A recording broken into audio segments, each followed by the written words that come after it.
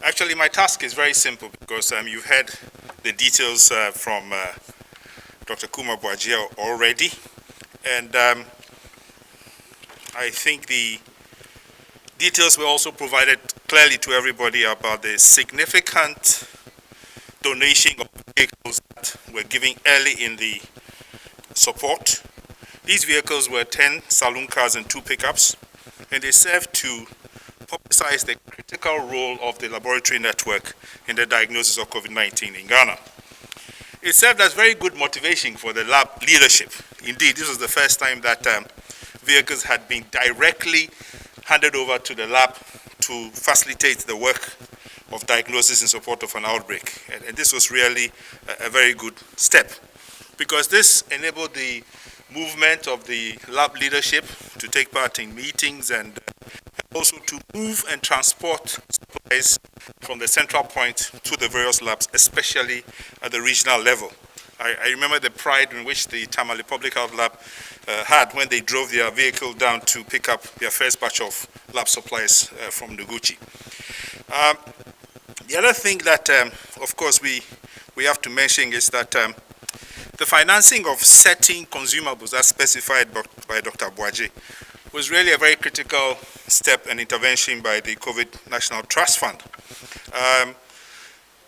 We had certain shortages where we had a large number of samples to process, and it had resulted in a backlog because of the pressure on the logistics system. So this financial intervention by the COVID Trust enabled, because it was a rapid approval, and therefore the suppliers were able to proceed to arrange a speedy delivery, and therefore we were able to help the labs to deal with the backlog. Also, there was a staggered delivery system that the trust agreed to. So the suppliers therefore delivered the items over a period of time.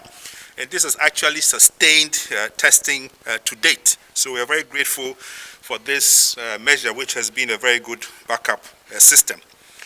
You've also heard that some institutions were comparatively less endowed, and they were supported specifically. In this case is the Veterinary Services Directorate, were supported with an amount of 1.9 million to increase their laboratory capacity, and we are very grateful for such consideration. So you do know that from the initial few labs that were participating in the lab network, to date, because of support from institutions like the National COVID Trust, there are now 13 public laboratories and 9 private labs, making a total of 22 labs that form the network of COVID-19 testing labs in Ghana. And these have contributed to testing over 570,000 samples, as you heard from Dr. Bwajia.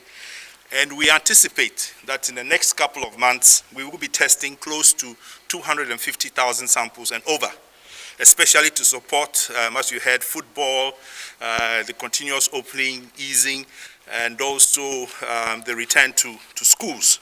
So indeed, it is very clear the Trust Fund needs more support, so that we in turn in the laboratory network can also derive more support to continue testing, to support the critical care, to support the contact tracing, and also to support the social economic activities that need to go along as we get back our lives from COVID-19. So once again, I'd like to thank the COVID Trust for the wonderful support to the lab network, and we hope that it will be sustained. Thank you.